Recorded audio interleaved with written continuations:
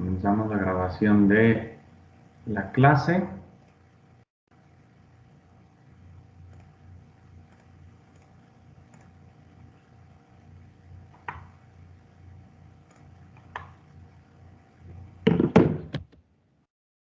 De acuerdo.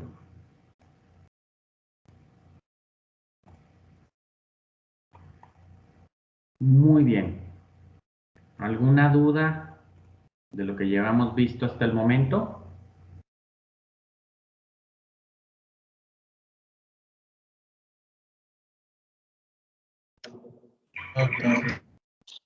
¿No? Ok. Bueno, continuando entonces con los materiales de obturación que vamos a utilizar, tenemos el MTA. El MTA, por siglas en inglés, es trióxido de mineral agregado, es un derivado del cemento Portland, que es el cemento de construcción que se usa al día de hoy. Pero no quiere decir que para esto vamos a comprar un bulto de cemento y se lo vamos a poner al paciente. No.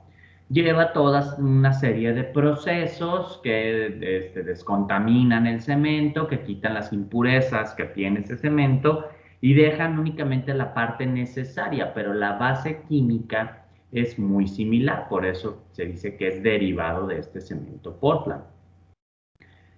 Este cemento tiene una característica que estimula las células para que formen puentes en dentina y cemento, pero más que nada la unión con el ligamento periodontal. Como comentamos en la clase anterior, hay fibras del ligamento periodontal que se llegan a insertar a este cemento de MTA. ¿Por qué? Pues porque las características son muy similares al cemento dental y por tanto es altamente aceptado por el hueso. Entonces tiene una alta biocompatibilidad. Hay muy poca tasa de rechazo, por lo tanto esto le confiere ser el cemento ideal para este tipo de obturaciones, y de ahí en adelante que se ha venido haciendo, se ha venido denominando que el MTA es ahora el estándar de oro para las apicectomías o para las obturaciones apicales. ¿Qué ventajas tiene? Pues como ya comentamos, es biocompatible con los tejidos perirradiculares, no causa rechazo, se va a integrar adecuadamente, de hecho va a haber inserción periodontal en esta zona. También si por algo llegan a quedar algunos fragmentos que no hayamos nosotros lavado de manera adecuada en la cavidad, no van a crear una reacción a cuerpo extraño, se van a englobar por el mismo cuerpo y estos pues ahí van a permanecer totalmente inertes y sin causar daño. No es tóxico, no es reabsorbible, entonces esto quiere decir que a lo largo del tiempo y con la secreción de líquido crevicular o con el sangrado, con lo que ustedes quieran y gusten que haya en la zona o incluso también bajo la actividad osteoclástica, no se va a reabsorber. Si llega a haber reabsorción radicular en ese diente, el cemento no va a ser afectado por esa reabsorción, por lo tanto, pues únicamente se va a terminar desalojando esa obturación. Tiene una adecuada adherencia a las paredes, a pesar de necesitar algo de retención mecánica, también tiene cierta retención o cierta adherencia, por así decirlo, a través de la humedad y de la constitución del cemento. Pues ya ven que cuando están poniendo una casa, el cemento se adhiere muy fácilmente a planos verticales e incluso invertidos cuando están en techos. Y pues claro está que esto se transfiere a las paredes dentinarias. Por tanto, esa adherencia inicial que tiene por la mezcla del cemento con el activador, con el agua, pues va a permitir que se adhiera de manera inicial a las paredes y posteriormente, ya que fragúa, se queda una adhesión ya mecánica. Tiene adecuada estabilidad dimensional, o sea, no va a haber cambios con el frío, con el calor, con el sangrado, con la humedad, no va a tener cambios, por lo tanto es muy estable dimensionalmente. Al añadirle el óxido de bismuto lo tornamos radiopaco, porque de inicio pues esto es radiolúcido, pero se le añade una cantidad específica. Esto ya viene por el fabricante, esto no se lo tenemos que poner nosotros. Esto ya los cementos de MTA del día de hoy ya traen el óxido de bismuto y por tanto se hacen radiopacos y esto no afecta las propiedades del cemento. Su fraguado total es en menos de 4 horas, lo que es un fraguado rápido. No quiere decir que con esto pues vamos a tener que, debemos de tener al paciente abierto por 4 horas. No, tiene un endurecimiento inicial muy rápido. Si alguno de ustedes en algún momento ha manejado MTA, me podrá dar la razón que tiene un fraguado muy rápido y por tanto ese fraguado rápido que se da en cuestión de minutos ya permite que sea estable, pero pues claro está, para que haya un fraguado total de ese cemento, tienen que pasar hasta 4 horas. Pues esto quiere decir que dentro del mismo día del procedimiento ya tenemos una estabilidad total de ese cemento. No se inactiva en la presencia de sangre, como por ejemplo pasa con algunos otros materiales como la amalgama, como en el tiempo que se utilizaron los cementos de resina, que pues se contaminaban con sangre, con secreción crevicular o con la misma humedad, y esto pues claro está que creaba separación de las fases, hacía que no se fotocurara de manera adecuada y pues tanto había filtración y por tanto fracasaban estas obturaciones. Esto no pasa con el MTA, como es un cemento que se espatula con agua, pues es un cemento que pudiera considerarse con cierta hidrofilia. Por lo tanto, esa hidrofilia hace que no cambie su composición química con el agua, la sangre o las proteínas plasmáticas o los electrolitos plasmáticos no cambian la concentración, la composición, perdón, de este cemento y por tanto, por eso también es una gran ventaja su uso en estas zonas que a veces es muy difícil tener un 100% de sequedad en el campo operatorio. Las desventajas: tiene un manejo difícil, hay que aprender a utilizarlo, no es fácil de manejar el MTA por ese fraguado rápido que tiene, pasa de una fase muy manejable o líquida, por así decirlo, tipo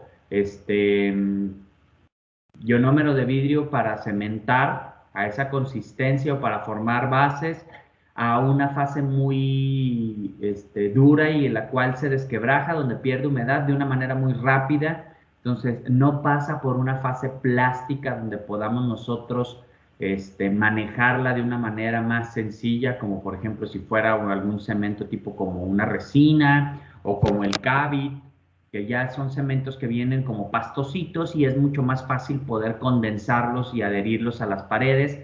Este cemento desgraciadamente no pasa por esa fase, pasa ahora sí que de muy líquido, muy duro, muy rápido y por tanto hace difícil el manejo, hay que aprender a manejarlo, pero una vez que lo aprendemos a manejar, pues la verdad las ventajas se superponen a las desventajas.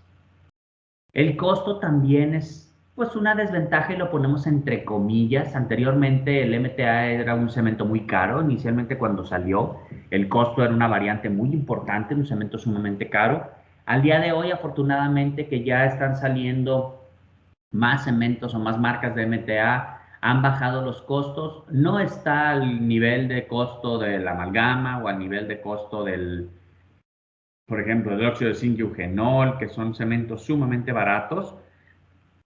Sí, tiene un costo mucho más elevado, por ejemplo, una dosis de, de MTA, que a veces los venden así por dosis, que pues bueno, no es tan certero hacerlo de esa manera, pero cuesta más o menos entre 350 a 400 pesos y la botellita del gramo de MTA cuesta casi 1000 pesos.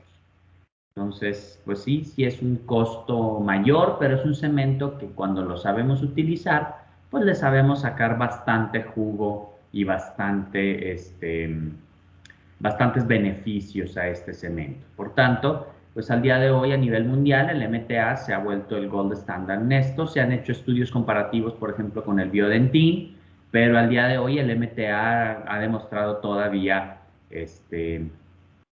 un aspecto muy superior para las obturaciones, al menos en perforaciones radiculares, y esto se los pueden decir sus maestros de periodoncia, para perforaciones radiculares, y pues esto también incluye con las apicectomías.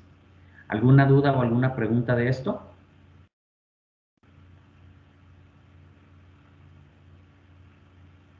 No, doctor. Muy bien. Ok. Posteriormente a esto, pues hay que hacer la reposición del colgajo y la sutura. Tenemos que hacer un cierre hermético de los tejidos con puntos simples. El material a utilizar pues puede ser cera 3 o 4 ceros, catgut 3 o 4 ceros y Vicryl 3, 4 o 5 ceros. ¿En dónde vamos a utilizar el 5 ceros? Cuando utilizamos el colgajo de Oshbein o el trapezoidal sobre sí insertada, se necesita el uso de Vicryl 5 ceros con agujas cortantes, y preferentemente son agujas de tipo vascular dentro de mi punto de vista. A los 7 días se quitan los puntos de sutura como cualquier otro procedimiento quirúrgico, y muy importante, posterior a esa reposición del colgajo o posterior a la obturación, podemos tomar una radiografía para tener control de esa obturación, para tener el control, y mes con mes tenemos que ir citando a nuestro paciente para controles radiográficos. Vamos a revisar la cicatrización, vamos a ver que no se hayan hecho defectos, que no haya habido cambios en la encía, que no haya sintomatología dental, y vamos a tomar una radiografía periapical en cada cita, en la cual vamos a ir viendo el proceso de cicatrización que tiene que irse dando normal a la eliminación de la lesión.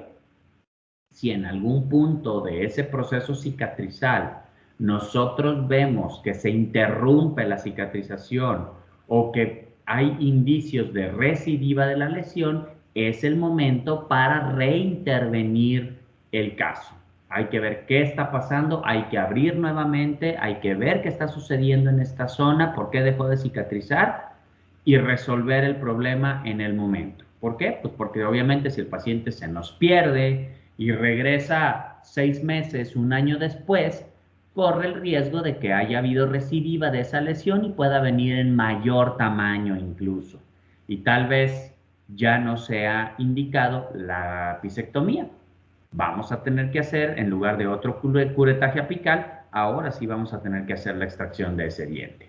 Y claro está, ¿cuánto tiempo vamos a tener el paciente en control? Pues depende mucho del tamaño de la lesión y del proceso cicatrizal. Lesiones pequeñas que cicatrizan adecuadamente, pues probablemente en 3, 4 meses pudiéramos ya decir que esa lesión está resuelta. Y entonces ese es el momento para colocar el endoposte y para colocar la corona, si es que no tenían estos, si es que no tenía esto el paciente. En caso de que ya haya tenido endoposte y corona, pues obviamente ya damos de alta al paciente. Pero si son lesiones muy grandes, pues obviamente el proceso cicatrizal es muchísimo mayor. Hay veces que tenemos que tener al paciente en controles hasta un año, año y medio, para ver cómo van cicatrizando esas lesiones apicales, que no haya recidiva, y poder ahora sí que quedarnos tranquilos de que el paciente ya se curó de esa lesión apical. ¿Preguntas de la técnica quirúrgica o del seguimiento que se tiene que dar?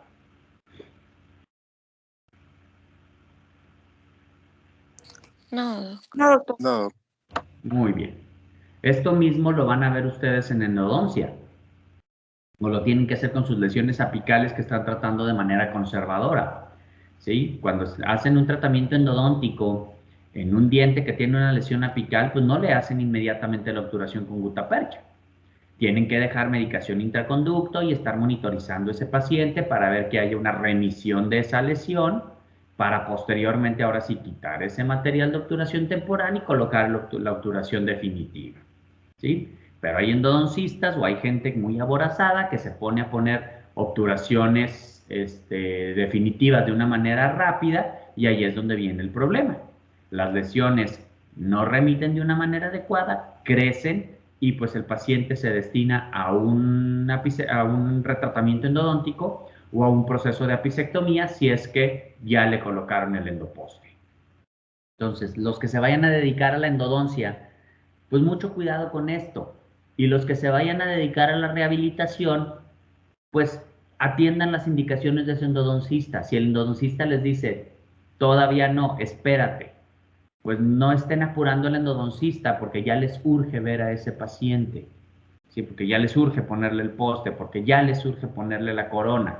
Pónganle un provisional, ¿sí? Y ese provisional pues puede ir funcionando por lo pronto, pero no hagan ningún tratamiento de rehabilitación hasta que no aseguren que ese diente se va a quedar en boca, ¿sí? ¿Por qué? Porque puede ser que en algún punto haya una recidiva y el cirujano decida que mejor hay que hacer la extracción, y ni para qué ya se le invirtió en el endoposte y la corona si al poco tiempo lo va a perder el paciente. Entonces, mucho cuidado con esos diagnósticos. Como comentaba en la radiografía final, pues esta se constata la eliminación de lápices, así como la adecuada colocación de la obturación retrógrada, y nos va a servir como una radiografía inicial para el control de la cicatrización ósea. ¿Qué quiere decir? Que esta radiografía que nosotros tenemos nos va a servir como el punto inicial para comparar todas las que se van tomando posteriormente para ir viendo el grado de cicatrización. Los cuidados postoperatorios que debe tener el paciente, pues son exactamente los mismos que cuando hacemos una extracción o alguna cirugía bucal.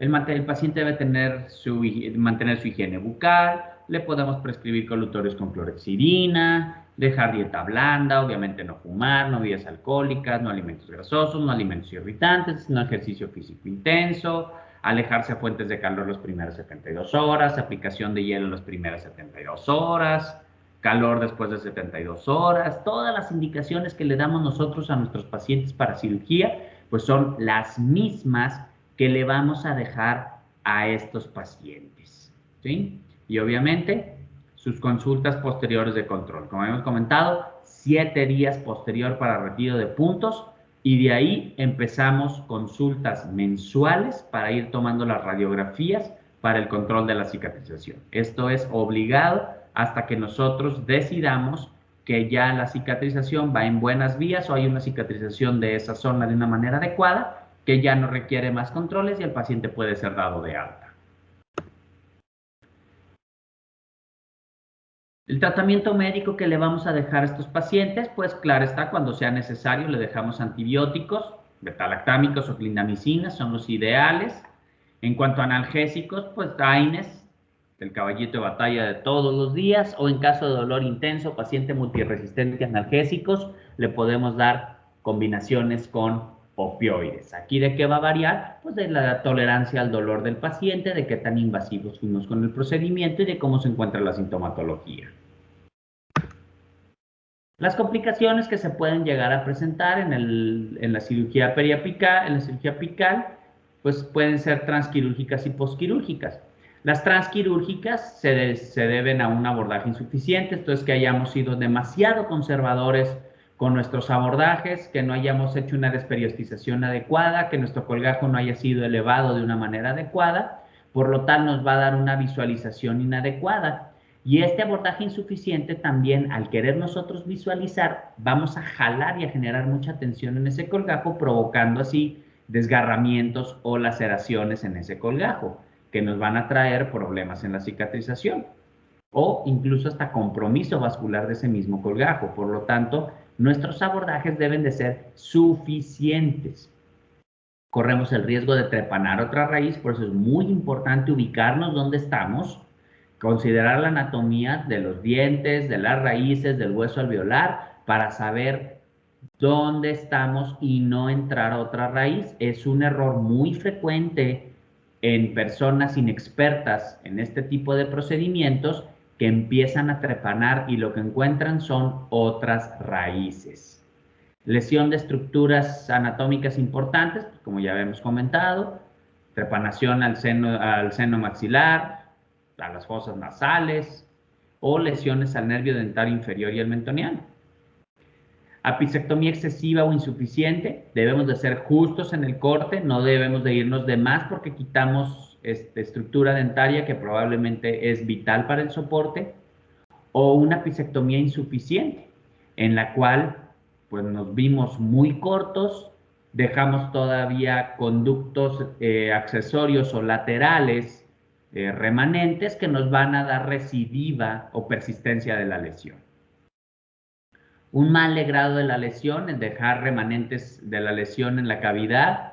Esto es muy común que pase en las caras linguales o palatinas de los dientes, por eso es muy importante curetear bien esta zona, curetear bien toda la extensión de la cavidad. ¿Por qué? Porque obviamente un mal grado de la lesión nos va a traer recidiva. La perforación radicular, esta se puede dar principalmente con la fresa, a la hora de estar queriendo hacer la caja apical, digo, la preparación apical para la obturación retrógrada. Podemos llegar a perforar la raíz hacia mesial, hacia distal o hacia lingual o palatino, y pues esto nos está provocando una complicación, que si nosotros utilizamos el MTA, pues es fácil porque este MTA va a fluir por esa perforación y probablemente lo va a sellar y no va a haber problema. Pero si estamos utilizando algún otro tipo de cemento que no tenga una fluidez tan importante, pues probablemente no se va a sellar y aquí estamos generando complicaciones. Aparte que por esa perforación, pues como estamos trepanando hacia el espacio del ligamento periodontal, va a venir sangrado, va a venir contaminación y por tanto ahí estamos mermando nuestro resultado. Desalojo de la obturación retrógrada, que no hayamos hecho la cavidad de una manera adecuada, por lo tanto no va a haber una retención mecánica de la obturación y se puede desalojar en cuanto el paciente se mueve o en cuanto el paciente se pone de pie, si es que es inferior. Y esto, pues claro que lo que va a provocar es que se recontamine ese conducto y por tanto puede haber un fracaso en el procedimiento. Postquirúrgicamente podemos tener la formación de hematomas, que esto, pues, si no hicimos una adecuada hemostasia, si no paramos los vasitos que estén sangrando de una manera activa, vamos a tener la formación de hematomas, que sabemos que estos se pueden infectar muy fácilmente y en dado caso, pues vamos a tener que incluso hasta drenarlos para evitar que lleguen a darnos problemas en cicatrización. Dehiscencia de las heridas, si es que no fuimos muy cuidadosos con nuestras incisiones y el colgajo, que se provoquen de desgarros o laceraciones. Esto puede llegar a traernos dehiscencia. Si suturamos con demasiada tensión, también la isquemia puede llegar a traer dehiscencia. Problemas de infección si no tenemos cuidado con las indicaciones, con la higiene bucal del paciente, con el uso de antisépticos o en dado caso con el uso de antibióticos. Eso pues ya depende de cada situación. Recidiva de la lesión, ligado muy a los problemas transquirúrgicos, pero hay veces que puede ser que la misma lesión sea una lesión altamente recidivante, que nosotros juramos y perjuramos que se eliminó completamente la lesión, pero pues finalmente recordemos que no tenemos microscopios en los ojos. Por lo tanto, yo no puedo ver si se quedaron algunas pocas células en la cavidad y por tanto de ahí puede venir una recidiva. Por eso muy importante los controles. Y claro está la persistencia de la sintomatología. Si el paciente llegó porque tenía dolor a la masticación, porque había sensación de diente extruido, porque había dolor a la palpación vestibular, y aún así después del procedimiento persiste todavía esta sintomatología, pues probablemente algo no vimos o algo hicimos mal. Y esto quiere decir que tenemos que entonces retratar ese diente o investigar qué fue lo que pasó. Tal vez incluso con la misma cavidad y la misma obturación provocamos tal vez alguna microfractura o alguna fisura en la raíz, que es lo que nos está, haciendo la persistencia de la sintomatología. Y es por eso que debemos de ser muy cuidadosos con nuestro tratamiento y de siempre estar revisando bien todo lo que estamos haciendo. ¿Preguntas? ¿Dudas? ¿Comentarios? Doc, ¿Qué pasó? la otra vez estaba leyendo, bueno, hablando sobre lo de la lesión de estructuras importantes Ajá. en el maxilar superior. He Sí. leído que se presentan algunas veces, bueno, de las mayores complicaciones es la lesión de la membrana Schneider del seno. Sí. Y estaba leyendo un artículo donde decía que la bolsa de Bichat nos puede servir también para cerrar ese tipo de lesiones, pero no recuerdo muy bien cómo. Se rotan colgajos de bola de Bichat. Lo que Ajá. haces es una rotación de colgajos de bola de bichat. Pero sí hay que tener muchísimo cuidado. Esto es, pues dependiendo de la zona anatómica, se Ujú. puede utilizar la bola de bichat. El problema de la bola de bichat es que si por algo se infecta, se va a hacer un mega absceso que nos va a salir más caro el caldo que las albóndigas, como dice. ¿Sí? Vamos a tener complicaciones mucho mayores que si hubiéramos utilizado alguna otra estructura. En lo personal, yo no utilizo mucho la bola de Bichat para la reparación de comunicaciones oroantrales, Ujú. eh, más que nada por ese riesgo y no por el riesgo que yo lo pueda causar al momento de la cirugía, sino por los cuidados de los pacientes. Ustedes vean a sus pacientes de que les hacen extracciones. ¿Cuántos pacientes llegan con placa dentobacteriana alrededor del área de la extracción? ¿Por qué? Porque Ujú. no se cepillaron o porque su cepillado fue inadecuado porque les daba miedo cepillarse. Ahora imagínense que esta placa dentobacteriana coloniza la bola adiposa de Bichat, que es como es como si a un estudiante foráneo lo metemos con barra libre al, a las pampas, pues ¿qué va a pasar? Pues un mero mole, va. Exactamente. Así las bacterias. ¿Sí? Entonces, ¿se usa? Sí, sí se usa. Es un buen recurso, pero hay que tener mucho cuidado con esto. Y lo que se hace es, no se corta la bola de pecho de Bichat, sino se rota un colgajo de bola adiposa de Bichat. Hay que tener mucho principio de cirugía reconstructiva para poder manejar esto. Ah, ok. Sí, pero sí es una opción. Ok, gracias. ¿Alguna otra pregunta?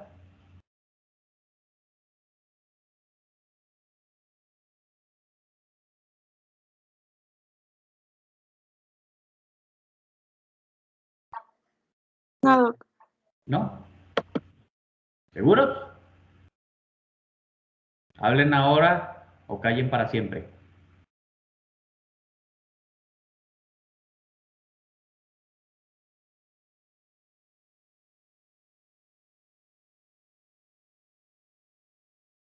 Y se los digo porque con esto terminamos el tema. Por lo tanto, la siguiente clase es el examen. O sea, el martes vamos a presentar el examen de este tema. Entonces, dudas, preguntas que se hayan generado al día de hoy.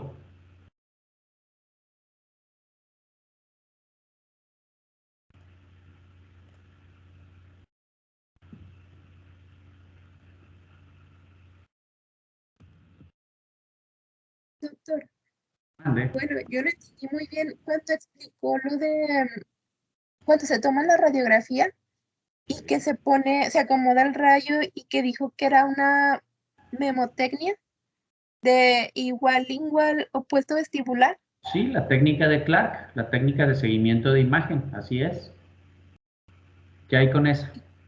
¿Y en qué momentos se usa esa técnica? En el diagnóstico, al momento del diagnóstico, ya después ya no nos sirve de mucho, porque ya situé dónde está la lesión. Es una herramienta que se puede utilizar.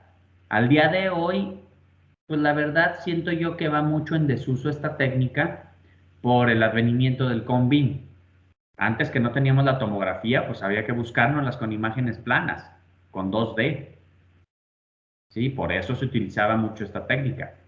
Pero al día de hoy, con la tomografía, pues yo prefiero mejor, en lugar de estarle adivinando con las radiografías, pues mejor le pido un CONBIM al paciente para esta situación.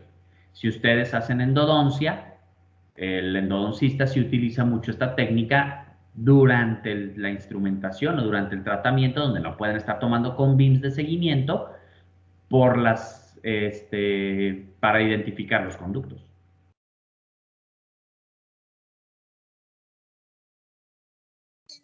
Gracias. De nada. ¿Alguien más? ¿Dudas o preguntas, muchachos?